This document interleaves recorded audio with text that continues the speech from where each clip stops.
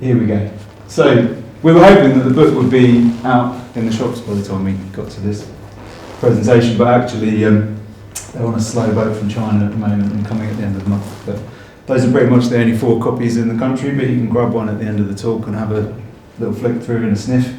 And yeah, we've got some cards here you can take away and hopefully buy one. So yeah, from blog to bestseller, hopefully, we'll see. And a little word of warning, I've already said the F-bomb, haven't I already?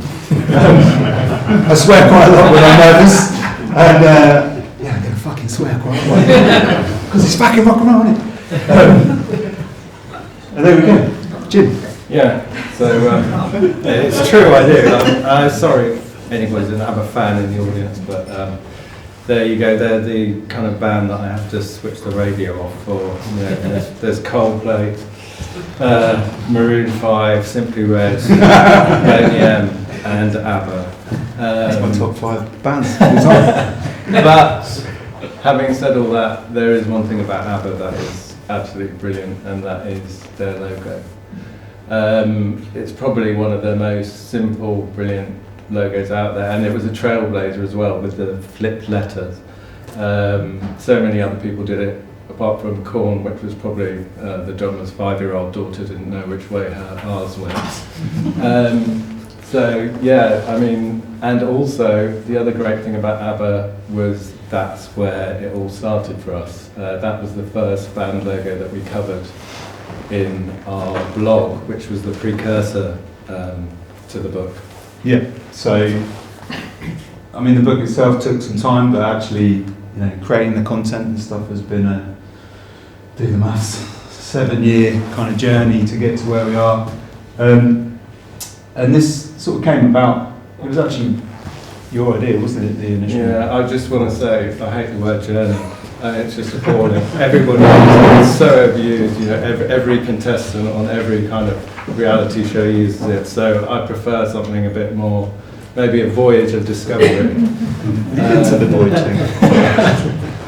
So yeah, so that's where it all started, and it really was a voyage of discovery, because we went in there thinking, you know, we could do a few blogs or whatever, posts a week, and then the stories just got bigger and bigger, and we kept finding out more fascinating things, and it just grew and grew and grew, and just became this really big thing. Yeah, we thought they were going to be quite short pieces and opinion pieces and things, but actually as you started to sort of find out more and dig deeper, there were just these amazing stories, and also you just found that no one had ever sort of asked these questions. Everyone asks about the album cover, no one gives a shit about the logo, and it's like kind of mad when, you know, in the world of design, branding is such a big thing.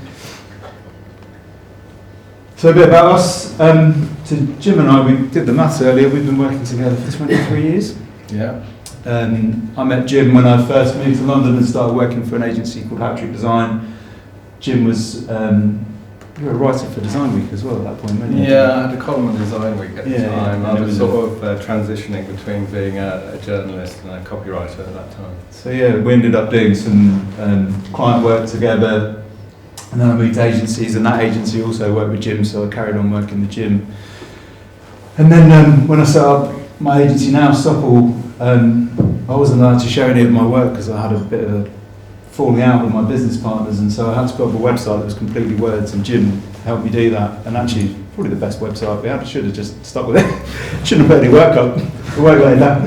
And then sort of over the years we've ended up doing side projects together. This one obviously we're going to talk about tonight is the mother of all side projects, but we did a kids book together based on a drawing that my daughter did on holiday, and she signed it and titled it as The Seaside, and I just thought that's a really good book title. And then one night I just falling asleep, I had an idea for the book, and I wrote it quite badly, sent it to Jim, and within 24 hours he'd written this whole book, and we did it together. It was great. And other things, calendars, all sorts of things. So we kind of knew that, you know, we kind of work really well together. I do the pictures, he does the words, and it's a really good kind of symbiotic relationship. And through working together and hanging out together, we realised we're both really into obviously graphics and design and creativity, but also music, and that's where this kind of came about. And it was Jim's idea that he just realised over the years all the different designers and interesting people we interviewed through Design Week and his work, but everyone told a story where they started off designing by drawing a band logo on their lunchbox or their pencil case or their It's school became bag really or- apparent. I mean, just every time I'd say, well, how did you get started? They say, oh, I was at school, I just thought I'd draw my favourite band's logo. And so I thought, yeah, I mean, there's really something in this. Let's go for it. Let's dig a bit deeper. Yeah. And it's just one of those things that, like an iconic band logo, you can draw it with your eyes closed, you know, especially when you're, you know, in the heydays of the like 60s, 70s, 80s. And then Jim had this idea of calling it band logo jukebox, having this kind of jukebox format of an A to Z.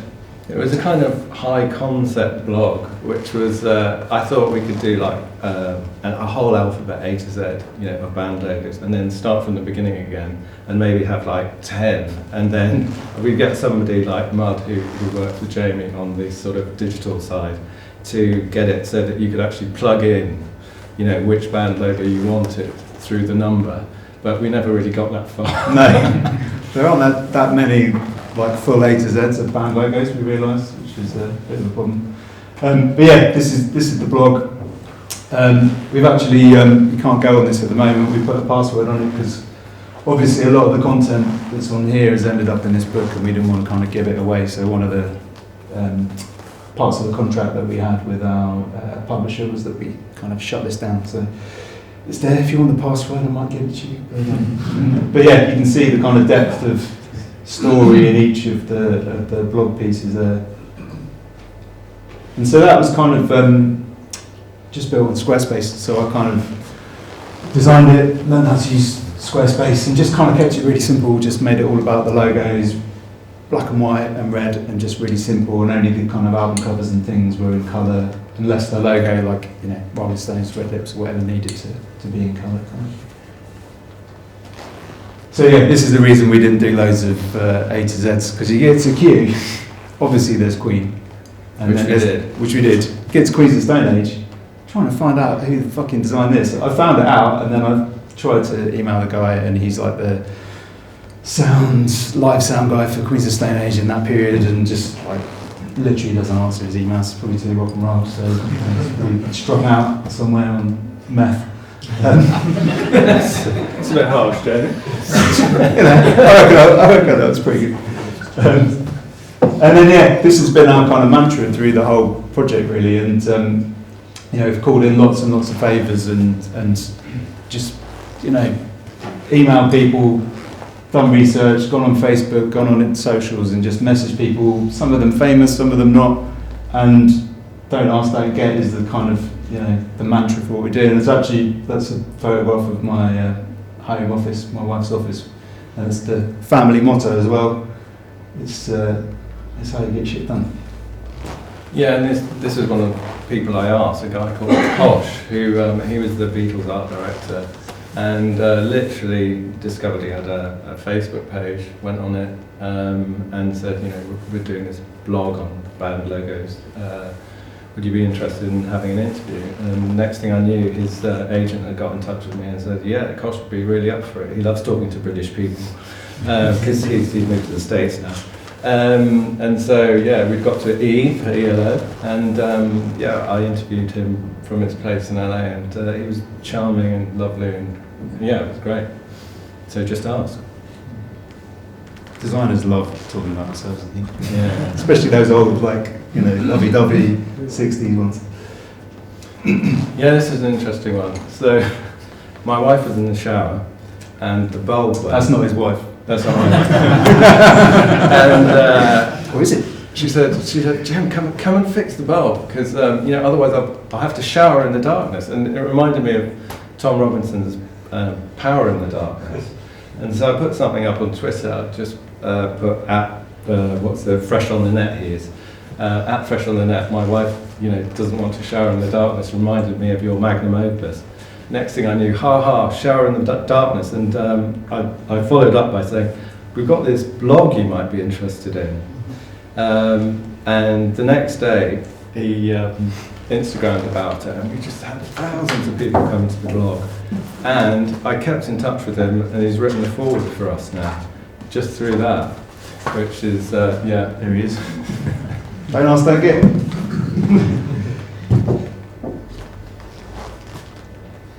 So yeah, so we were whizzing, well not whizzing, we were slowly chipping through the alphabets.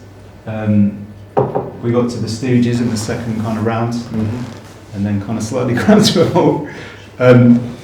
With any side project, like, you know, we both got day jobs, businesses to run, families, all that kind of stuff. It's really hard. Yeah, actually, when we finished the first alphabet, I rang Jamie up and said, "Do you want to do another?" And he went, "Oh, I'm not sure." And I'm glad we did that. I said, "Well, yeah, I'm not sure either." And then after about 2 weeks, I thought, actually, I'm missing this. And yeah, we just kicked off again and started. Yeah, I'd say Jim was definitely, you know, he kind of pushed this along, and you know, we always sort of thought that the blog content would make a good book, but we were sort of a bit far away from that at this point. But yeah, I think just to keep pushing. Yeah, we've got a couple of detours through the prose. So yeah, how did we research the stories? We sort of alluded to it a bit, but it's a lot of detective work, like reading books, kind of going on blogs, going on really weird fan forums on Facebook and stuff, and just finding like complete nerds. And we found some amazing nerds along the way, like the Stone Twins in Amsterdam and Holland. Yeah, they're in The Hague, actually. Oh, were they? Yeah. Sorry. Jim's soft touch. Yeah, you know, there's people out there that just know fucking loads of stuff about nerdy shit, and I love it. I'm here for it. And those are the kind of people that we, you know, that just made this book the thing it is, particularly like people like the Stone Twins that just had such collections of stuff. They had the like Sly and the Family Stone bass drum with the original logo on it, scanned it for us, you know, it's probably the best version of the logo you'll ever get.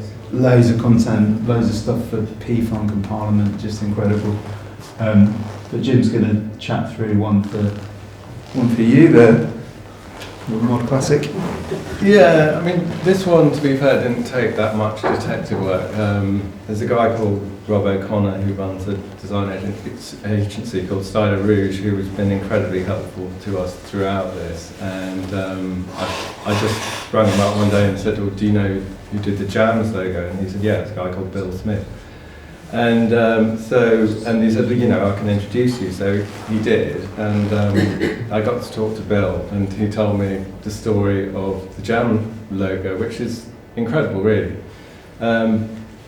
So he was art director of Polydor Records in the, I think around 76 or 77. He saw the Jam very early, and he was tasked with designing their first album cover. And so he developed this whole story around them. Okay, they're from Woking, they're outsiders, they come to London, they come to the big city. They're being chased by a rival gang or skins or something, and they end up in a toilet in an underground. And while they're there, they graffiti something on the wall. And he actually went and recce'd some toilets in underground, and the photographer, not dodgy at all. a guy called Martin Goddard, pointed out it might not be a good idea. Lighting, which of course is every photographer's first concern, but also, you know, people wanted to use the facilities, and you know, not a good idea to take photographs in the toilet in general. So what they did was they built this great big in the studio, a flat, and they actually tiled it. And then the Jam came in, and they got into their suits. And just before they got into position, Bill Smith got an aerosol can, and he just did it. He didn't know what he was going to do, and he just did it. And that's how it ended up. So yeah, incredible that is just a complete act of spontaneity, which is what he wanted. And you know, it became such an iconic sort of 70s logo, and Paul Weller hated it. So for the next album, he did this one, which is based on the immediate logo, which was Andrew Lou Oldham's logo. So those were the only letters that existed, and he extrapolated a whole alphabet from that and did the second Jam logo. What does Paul Weller know? First one's better. What is it about band logos? So, I think band logos are quite kind of ubiquitous now. They're kind of everywhere. You can go into fucking Primarks and get a Ramones baby grow, and you've got people walking around with these band t-shirts on. I'm fucking pretty sure they don't know any Ramones songs. But they've become a kind of brand in themselves. It's like wearing, it's a tribal thing, even though it's no longer about the music. It's like wearing a Tommy Hilfiger or Levi's or whatever. It's just another kind of brand. So it's kind of been, I guess it's just become part of public consciousness, but weirdly, no one's written about them. It's kind of strange. It's just like, Yeah, it's just an odd question. I mean, should you wear something if you know nothing about it? Should you like something if you know nothing about it? I mean, on the one hand, that's perfectly fair enough, but, it just seems really odd that nobody knows anything about these things and yet they're part of our daily lives. Yeah, it's weird. So yeah, you can get all this shit. Kind of mad, isn't it? And then there's one, so we obviously did a bit of research before we were thinking, is there a gap in the market for a book about band logos? There's this one book, and it's alright. It's just like loads of black and white logos. There's not really much detail. If you're lucky, you get, an idea of who designed it and what year. But not the kind of depth that we've gone into. Most often it just says designer unknown. Yeah, it's pretty fucking lazy, isn't it? It's good. So we're going to talk about the transition from a blog to a book, which turns out isn't that fucking easy. So we ditched the A to Z format for all the reasons we spoke about earlier, and we kind of moved to decades because it felt like, you can do this quite chronologically. The 60s was where the kind of like idea of a consistent brand for a band really kind of started. And, 60s, if you look in the book later, 60s is a big chunk, 70s is a massive one, 80s a little bit smaller, 90s, and it kind of trails off, and we'll talk about that in a bit. But yeah, it just made sense to go through in a kind of more of a chronological order. So we did a what you call a blad, like a proposal. We sent it out to all the kind of book publishers, and we got a lot of that. Like literally zero response to me, like nothing. Yeah. And we sort of like looked into it, and you can't get a book deal without an agent, and you can't get an agent without a book deal. It's one of those classic things. You just can't break into that world. But in 2019, I started working with Thames and Hudson through Stockholm, my agency, and so I had an in, and I sent the same proposal we'd sent and got Tumbleweed to them, and they bit. So we were like, fucking hell, this is it. This is real. We're going. They had feedback on the name and the blad that we'd done and stuff. They wanted to dumb it down a bit, didn't they? They wanted to kind of make greatest logos. Yeah, like they wanted to, a bit of a kind of like crowd pleaser. Wanted one logo per page, less kind of detail than we had. But we were like, fuck it, like if we can get a book in the shops, let's just do it. So we kind of went with that. We redesigned all the stuff, and I'm not going to show it here because it's a bit shit looking back at it. But this was the cover. It kind of got to a certain level, didn't it? It went to like a board meeting or something, and some kind of like Berlin book, something or the other. And they basically just sent us a Dear John. Yeah, dear John. We lost that record deal. So we were pretty gutted, as you can imagine. I think we'd had sort of 6 months of back and forth and work, and it felt like it was happening. Really excited. In terms of Hudson, global publisher. Fuck 'em. So we went away. Then we approached these people, Unbound, and they're a kind of Kickstarter for books.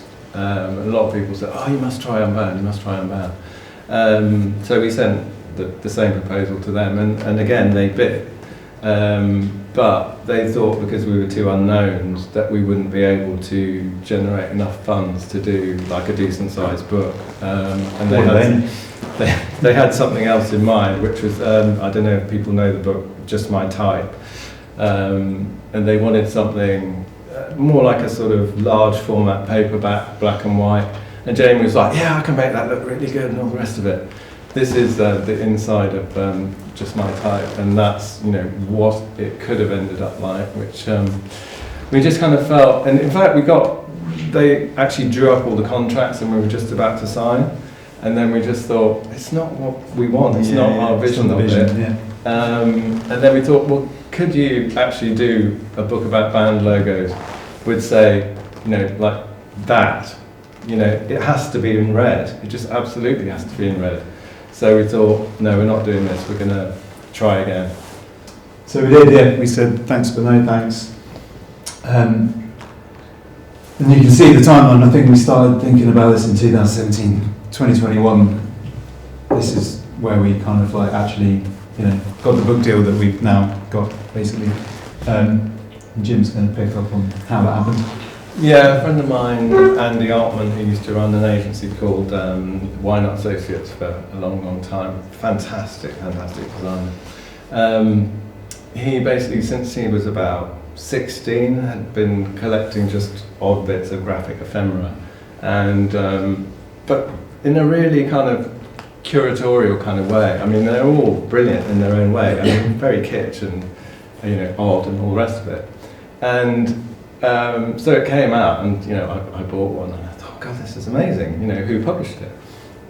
And so I, you know, sort of Circa Press, and I got in touch with Andy and said, do you think they'd be interested in a book on band logos? And he went, well, I'm not sure, but, you know, get in touch. He just does what he wants, this publisher. He's kind of, he's a bit of a maverick, and, you know, you never know. So I did get in touch with him, and we had a meeting.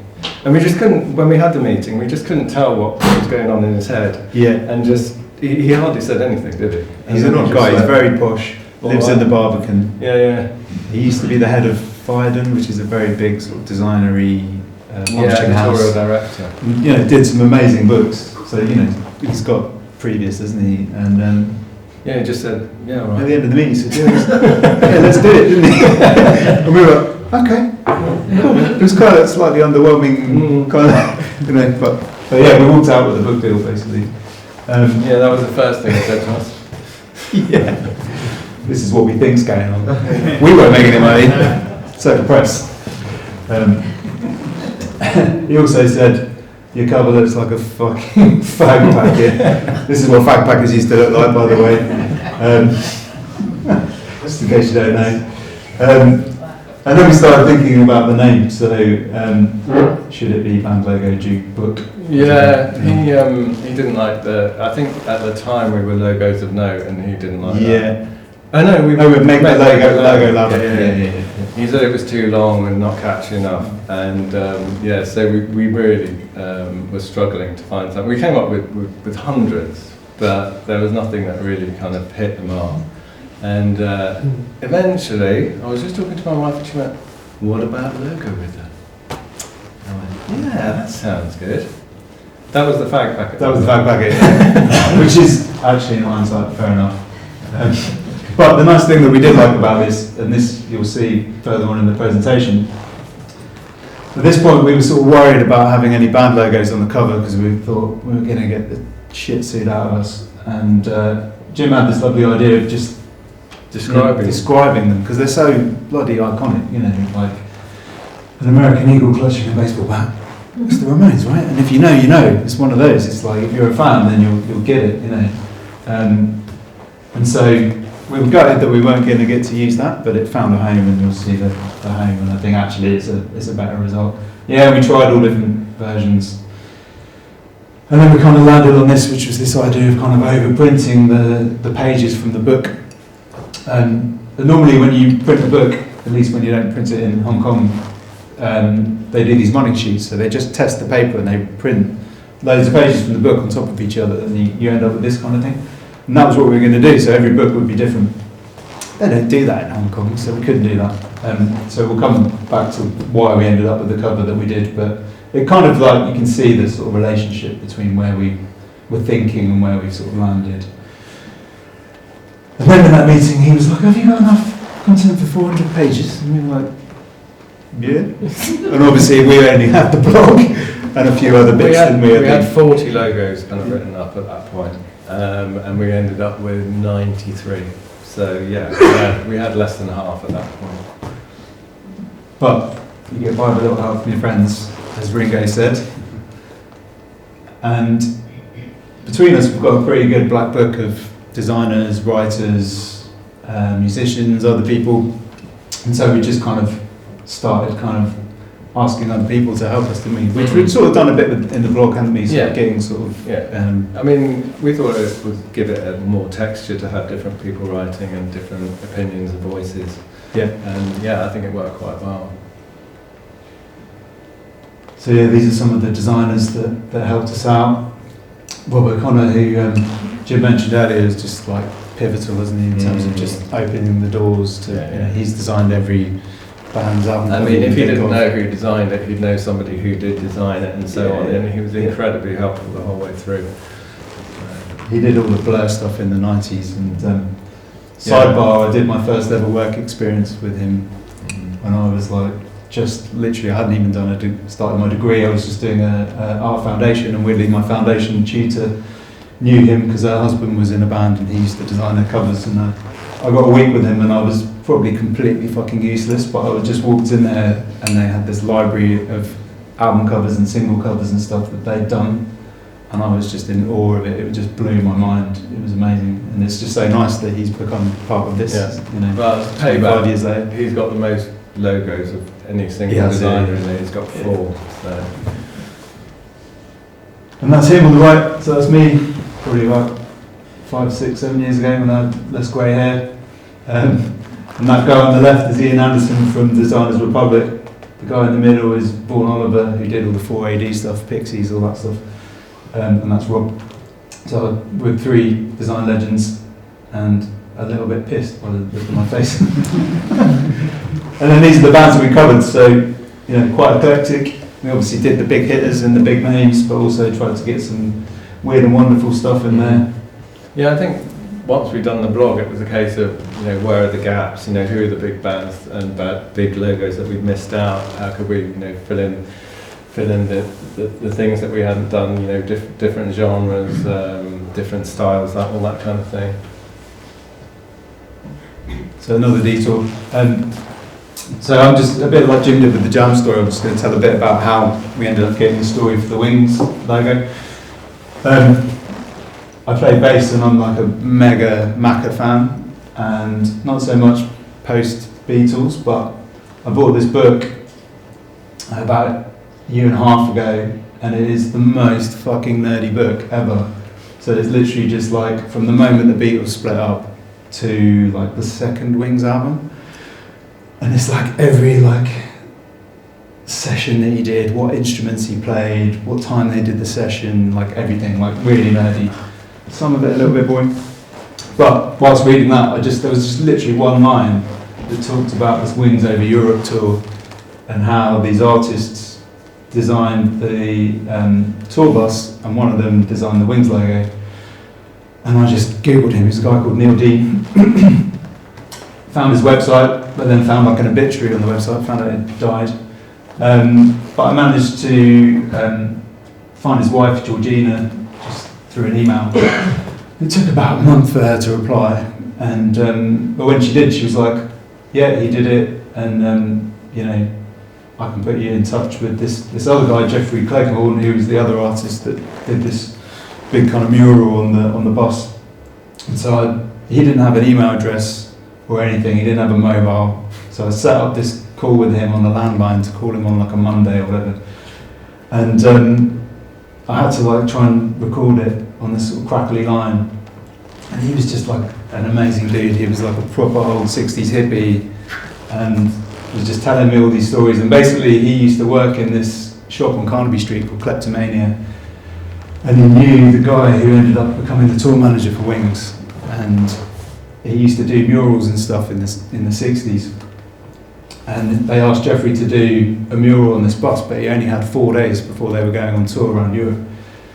So he was like, "Fuck, I can't do this on my own. It's definitely not a 4-day job for one person." So he called his mate Neil Dean, who was a trained graphic designer, and together they started kind of like painting this thing. So they got some other hippie, I can't remember his name, to paint it all white, and then they just started one end each and kind of met in the middle. And there wasn't a brief, really, and there wasn't a brief to design a logo. It wasn't part of the plan. But Neil Dean, I think on like the second day, they were all staying at a house nearby where they were painting this bus, and he just sat over breakfast and he grabbed a pen and a ruler and a pencil, and it happened to be the people that he lived with that was their kid, and so he had this Mickey Mouse pencil and a Mickey Mouse ruler, and he drew this Wings logo and showed it to the guys, and they were like, oh yeah, we could put that on the back of the bus. And literally that was it. You know, it wasn't part of the plan. They didn't get paid extra for it or anything like that, like you would now. You know, they thought it was just going to be on the bus. And you know, he didn't think anything of it again. You know, like you speak to his wife, and she was just like, it was just something he did. You know, he was like, he did loads of band stuff, and you know, sort of. But no one's ever really sort of told the story. And so there's a really nice kind of interview with her. There's a funny story actually. So I'd written the article and I sent it to her for approval, and she phoned me and she said, because I'd said that McCartney had bought this bus, and in my copy I'd said he pimped it out to accommodate his family on tour, and she phoned me and said, what does this pimped mean? And I said, you know, she just like jazzed it up, made it nicer. Well, it sounds like he was a pimp. She made me change it, so it's changed. She just couldn't get her head around what pimp meant. And that's the logo as it appeared on the back of the bus. And then from that, it ended up on like loads and loads of merch and tons of things. And you know, he got paid the couple hundred quid or whatever they got paid to paint that bus. It's kind of crazy. Cool. So we've got a publishing deal.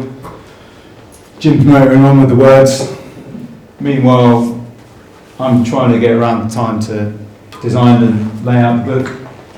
And then in September 2022, good old Liz Truss went and fucked the economy, and my company was like on its knees. Like literally, I was like, you know, the most skint I've ever been. And I've got 5 people to keep busy in my studio. And I just had this like crisis of confidence basically, and I just couldn't like find the impetus to work on the book, because I just felt like everything was kind of falling apart, and it just felt frivolous to try and sort of spend time on the book. But stupidly didn't really kind of tell Jim, because I was, I guess, just a bit embarrassed that it was all going tits up. So it was kind of a really bad moment for me, and I just sort of lost my mojo. And I remember sending, I think it was the Blur layouts to Jim. And he rejected them, which is not done through the whole book. No, it's true. You know, it's like, you know, Jamie's work's fantastic. Every time he sent a layout to me, I just thought, oh, this is amazing. This is much better than I thought it would be. And then the Blur one came through, which was going to be like, you know, we were giving it like 8 spreads or something, because Rob O'Connor had given us all this fantastic material. And I just thought, what is this? And I couldn't. It's an odd one, because all the way along this was a side project and it was meant to be fun, and it wasn't like Jamie could tell me what to do or I could tell Jamie what to do. We had to keep it fun, but I knew there was something wrong, but I didn't know what. And it also took an awful long time to get a call in with Jamie, because he always seemed to have some excuse, or there was something. So when we finally did have a call, it was actually quite a sort of emotional thing, wasn't it? And because I thought that was the end of the book, to be honest. Because we had a deadline that we were kind of about to miss. We didn't realise that book deadlines don't really mean that much. They're bullshit. Thank God. But and we actually went to the publisher and said, you know, kind of almost like begging, say, can we have some more time? And he was like, okay, fine. And we were like, oh, all right, cool. And then you redid the Blur layouts, and they were absolutely fantastic. So my mojo came back, baby.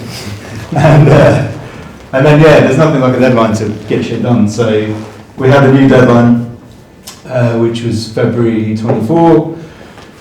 And so I was just, you know, like rebuilding the business and busy at work and just trying to fit this stuff in on weekends and evenings. And, you know, I think we got half the book we were up to like 180-ish pages, but I just wasn't getting to it, so I just said to my team at work, I'm taking November off. I gave them a month's notice, and I just took the month off, and I just sat in my little home studio, and it's probably the best month I've ever had in my life. It was fucking great.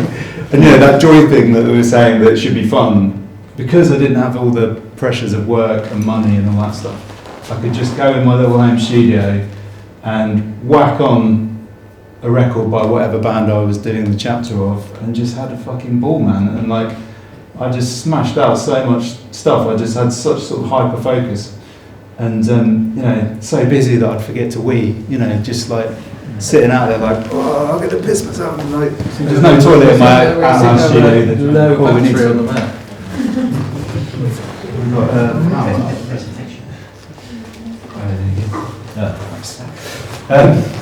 so yeah, smashed out loads of pages, and then I printed them all out and drove up to Jim's in Leamington Spa, and this was the moment where it felt like, fuck, we've designed a book here.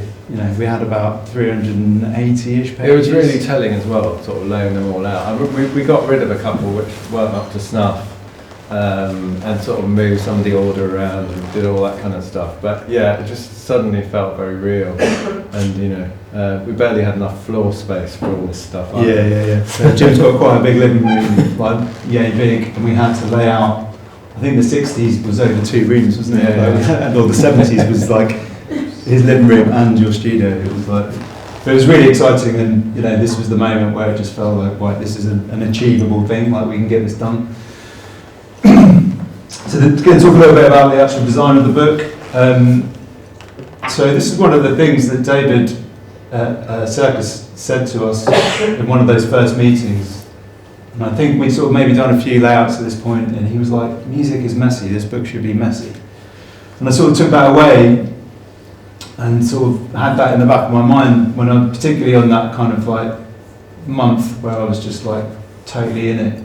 And I just wanted it to kind of like, obviously there has to be a consistency and a grid and typeface styles and sizes and all that stuff, but I wanted every chapter to sort of, or every story to have its own feel and its own pace, and the logo to be the size that it should be, you know, so, you know, sometimes they're on a single page, sometimes they're double page spreads, sometimes they're big, sometimes small, and, you know, just kind of have that pace.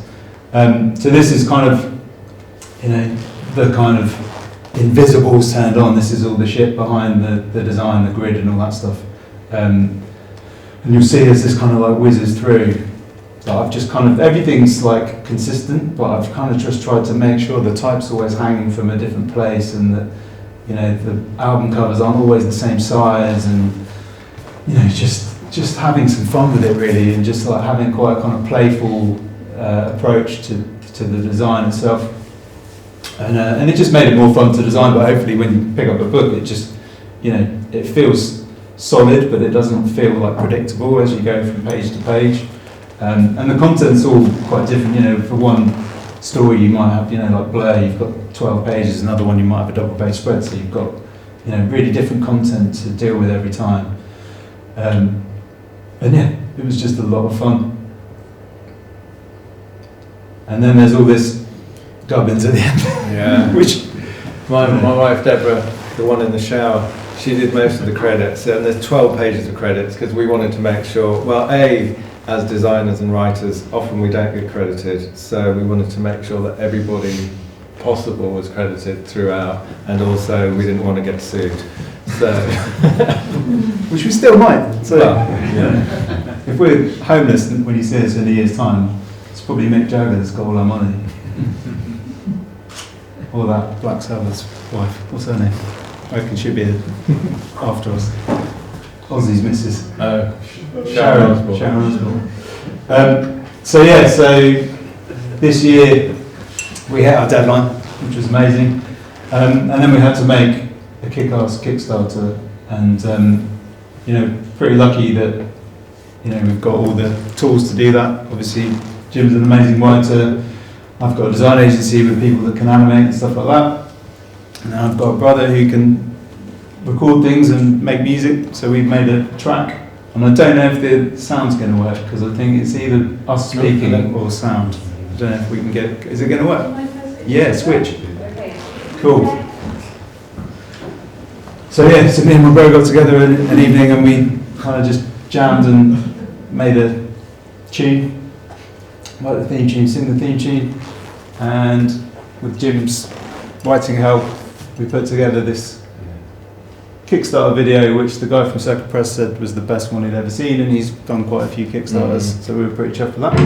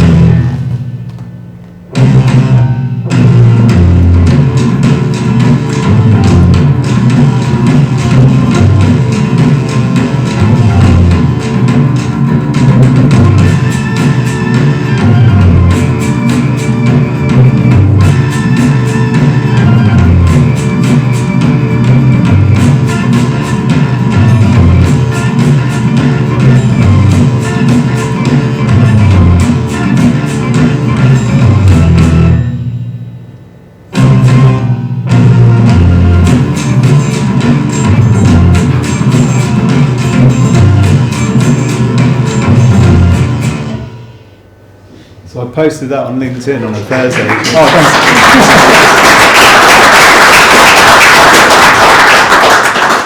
I posted that on LinkedIn on a Thursday, and I'm not a LinkedIn person at all. And the next week, I got one of those LinkedIn emails that said that got 84,000 impressions. And that sounds like a lot. I don't know if I've ever got more than like a couple hundred. So yeah, it did the job. Just going back to that cover idea that we had, we found a home for those nice kind of copy lines, and so those are some of the giveaways, like this. And then also t-shirts, so when you do a Kickstarter, you can't just stick a book on there, you've got to have other kind of merch stuff that people can buy, and that kind of gives you a bit more kind of reach.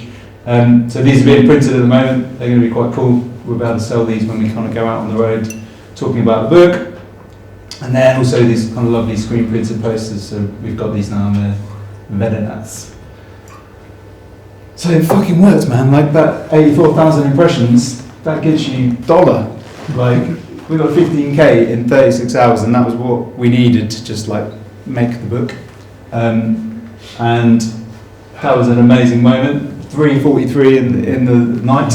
So I woke up in the morning, and I think it was the Saturday. We watched it. It was quite addictive. Just sort of. Yeah. I was supposed to be working, but every hour I would check into Kickstarter, and it would just be going like this. It was just astonishing, really. Yeah, we were like total social media whores for a month. Like people must have fucking hated seeing posts about this stuff, but you just got to do it, man, and it worked. So we got the 15k in no time, and David at Circa was obviously very happy, phoning us, getting all very excited. Yeah, exactly. Scrooge McDuck. And then I just thought it would be interesting for you to see the kind of back end of it. So by the time it had run for the 30 days or whatever it was, we'd actually got 216% of what we wanted, which is amazing. And that kind of meant that we could, do more foil blocking, have these like cool tassel-y things hanging out of the book and all that shit, all the kind of bells and whistles that graphic designers love. And then just talking of this amazed me. So this is all the stats, and I love these stats of where the actual kind of traffic came from. And LinkedIn, apart from just direct traffic, LinkedIn was our biggest one, and I was sure that it would be Instagram, and Instagram was down here. It's 648 quid from Instagram. I thought Instagram would be the place. So yeah, if you want to do a Kickstarter, get on LinkedIn, innit? So of all the talk of really excited, laid out the whole book, got all the money on Kickstarter, amazing. the last bit after that was so much work, wasn't it? Like actually, like then like having to like get the book print ready, all the kind of proofreading, all the checking, the index stuff that you guys did. Credits, and it's boring. And anything that was missing. I mean, I think we still had some articles missing at that point as well, and lots of people that needed chasing up, and all that stuff that you think it's done, but it's not done. So you kind of like you got this elation of like making the money you need and all that stuff, but actually,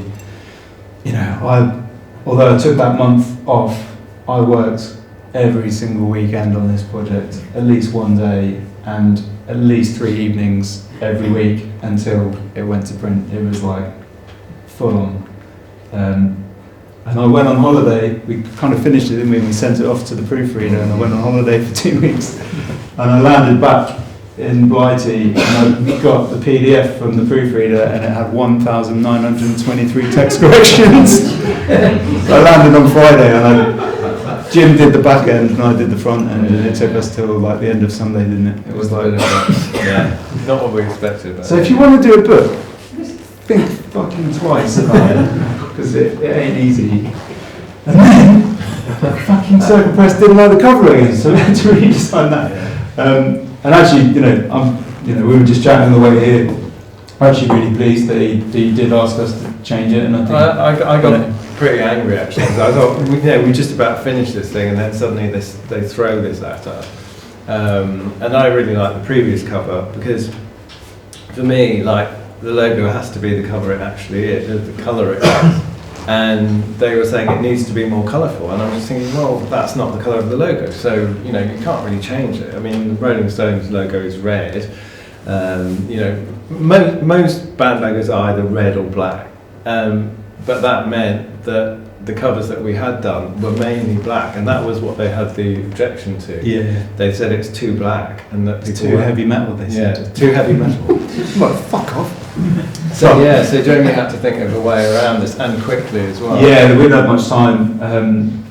But then I thought, well, why don't we use this fluoro special that we're running through the book, which I thought would be easy, but like actually setting up the artwork for this thing was one of the most complex things I've ever done. Lots of like phoning print companies that I work with and asking them how to do it, because we're sending this to Hong Kong, and there's obviously a language barrier and everything, and it was quite nerve-wracking, but anyway, it came back and it looked great, and thank fuck. But yeah, that was, to be fair, like, that was the only thing he ever asked us to change. Yeah. There wasn't a single layout that he asked us to change. I think we were quite lucky in that. I mean, so like the book he's been hands off, which is good and bad. Yeah, it's hard to get into sometimes anything. You think, what are you actually doing here? But but I think now that we're getting into distributing the books and everything, and it's going to be. So although we're kind of fulfilling all the Kickstarter backers, which is 500 odd, we've got enough money to, I think we printed 2,500 in the end, so 1,000 coming here, 1,000 going to the States, and they're going to be in like actual bookshops, which is going to be like a vibe, man, and you can just walk down the street and see it in a window. It's going to be amazing. So at the moment, we thought we'd have them here for you guys tonight, but we haven't, sadly. They're on the slow boat from China coming on the 24th of September. But this is how it looks, and it's, really sweet. Okay, this is the last bit, and then we're done. You can ask questions, we can eat some food, and me and Jim can relax. And I can't drink because I've got drunk, but you can get pissed. Sounds fine. So this is my favourite band logo. It's got wit. It's got an interesting backstory. I got in touch with the King's fan club and said, "Do you know who did the logo?" "No, I did. But I know the drummer, Mick Avery, so I'll get in touch with him." So he got in touch with Mick Avery, and it turns out that Mick Avery's dad had done the original version of that, which nobody knew. He was a set designer at Shepperton Studios, and his son just said to him, "I need something for my drum, my bass drum. Can you knock me something up?" And he knocked up. It's not that exact version, but it is a version with the boots on. And the reason that it's got the boots on is because when they started out, they used to wear these sort of hunting jackets and what they called kinky boots. sort of Chelsea boots with Cuban boots. I don't know, something. So yeah, just a mix of the sort of. This is one of the few logos which is a mix of being typographic and also pictographic. So you don't often get this where, you know, it's got the drawing element and the typographic element, and I just love it. It's just quirky and it's great. So mine is UFO, which I don't even like this band. They're kind of like proggy, early 70s kind of thing. But this was designed by Jeff Halpin, and Jim interviewed him, and I just loved the rationale behind it. Like, he did stuff for Hypnosis, who did loads of big album covers in the 60s, 70s, 80s, and he was kind of their lettering logo guy. And they came to him and said, "Can you do something for UFO?" And he just riffed off the name, and he just thought, if aliens came down to London, then when you're watching telly, there'd be this like static, and there'd be this interference because there's some like fucking crazy spacecraft in the country. And so he just kind of did that graphically, and I just love how it makes the kind of cross of the F. And I just think, you know, that could have been done yesterday. It's so timeless and so beautifully done. I mean, he's a master of that stuff anyways, and still does it now. In his probably 70s or even 80s. How old is he? Must be 80s. It's a bit of a perv now, isn't he? Always. Have a look at Jeff Halpin on Instagram. It's all like weird pictures of women's legs, isn't it? Anyway, he did a really good logo in the 70s. And that's it.